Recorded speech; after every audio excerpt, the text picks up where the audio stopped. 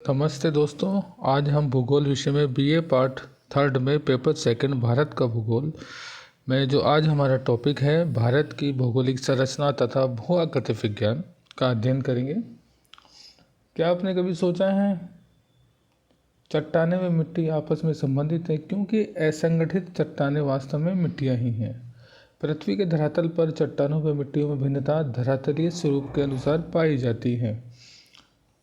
पृथ्वी की इतनी करोड़ों वर्ष की आयु में इतने लंबे समय में अंतर्जात और बहिर्जात बलों से अनेक परिवर्तन हुए हैं और अनेक स्थलाकृतियों का निर्माण हुआ है। जैसा कि हम जानते हैं कि करोड़ों वर्ष पहले इंडियन प्लेट थी जो ऑस्ट्रेलियन प्लेट का ही हिस्सा है और यह टूटकर ऑस्ट्रेलियन प्लेट दक्षिण पश्चिम पूर्व में और इंडियन प्लेट उत्तर की ओर खिसकने लगी। भारतीय उपमहाद्वीप की वर्तमान भूवैज्ञानिक संरचना व इसके क्रियाशील भू आकृति प्रक्रम मुख्यतः अंतर्जात और बहिर्जात बलों व प्लेट के क्षैतिज संचरण की अंत्यक्रियाओं के परिणाम है। हम सबसे पहले इसका एक परिचय देंगे। भूवैज्ञानिक खंडों के आधार पर भारत को 3 भौतिक लक्षण पाए जाते हैं: प्रायद्वीपीय खंड, हिमालय और अतिरिक्त प्रायद्वीपीय पर्वतमालाएं, तीसरा सिंधु गंगा ब्रह्मपुत्र मैदान। प्रायद्वीपीय खंड में इसकी उत्तरी सीमा कटी-फटी है जो कच्छ से आरंभ होकर अरावली पहाड़ियों के पश्चिम से गुजरती हुई दिल्ली तक और फिर यमुना व गंगा नदी के समानांतर राजमहल की पहाड़ियों व गंगा डेल्टा तक जाती है। इसके उत्तर पूर्व में करबी एंगलोंग व मेघालय का पठार, पश्चिम में राजस्थान भी इसी खंड का विस्तार है। पश्चिम बंगाल में मालदा भ्रंश उत्तरी पूर्वी भाग में स्थित मेघालय व करबी एंगलोंग पठार को छोटा नागपुर से अलग करता है। राजस्थान में यह प्रायद्वीपीय खंड मरुस्थल व मरुस्थल से निर्मित स्थलाकृतियों से ढका हुआ है। प्रायद्वीपीय मुख्यतः नीस और ग्रेनाइट की चट्टानों से बना है और नर्मदा, तापी और महानदी की रिफ्ट घाटियाँ और सतपुड़ा ब्लॉक पर्वत इसी के उदाहरण है।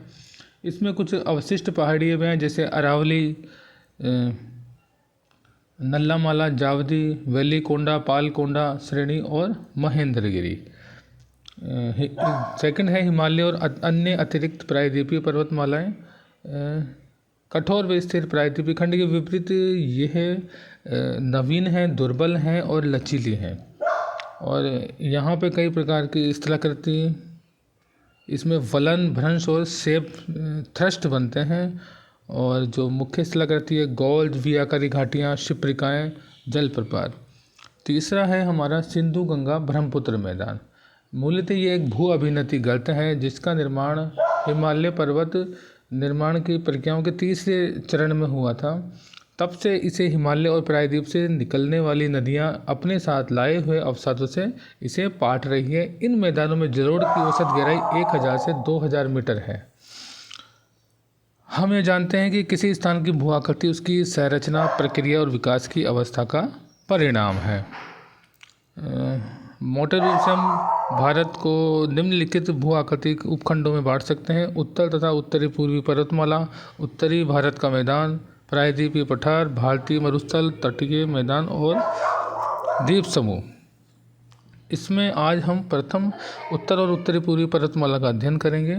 उत्तर और उत्तरी पूर्वी पर्वतमाला में हिमालय पर्वत और उत्तरी पूर्वी पहाड़ियाँ शामिल हैं। हिमालय में कई समानांतर पर्वत श्रृंखलाएँ जैसे वृहद हिमालय, पार हिमालय, मध्य हिमालय, शिवालिक। भारत के उत्तरी पश्चिम भाग में हिमालय की श्रेणियाँ उत्तर पश्चिम से दक्षिण पूर्व दिशा में फैली हैं। दार्जिलिंग और सिक्किम क्षेत्रों में ये श्रेणियाँ पूर्व पश्चिम दिशा में फैली है, जबकि अरुणाचल प्रदेश में ये दक्षिण पश्चिम से उत्तर पश्चिम की ओर फैली है। मिजोरम, नागालैंड और मणिपुर में ये पहाड़ियाँ उत्तर दक्षिण दिशा में फैली हैं। पूर्व से पश्चिम लंबाई की बात करें तो 2500 किलोमीटर में फैली है और उत्तर से दक्षिण में इसकी चौड़ाई 160 से 400 किलोमीटर है। हिमालय एक प्राकृतिक रोधक ही नहीं अपितु जलवायु अपवाह और सांस्कृतिक विभाजक भी है।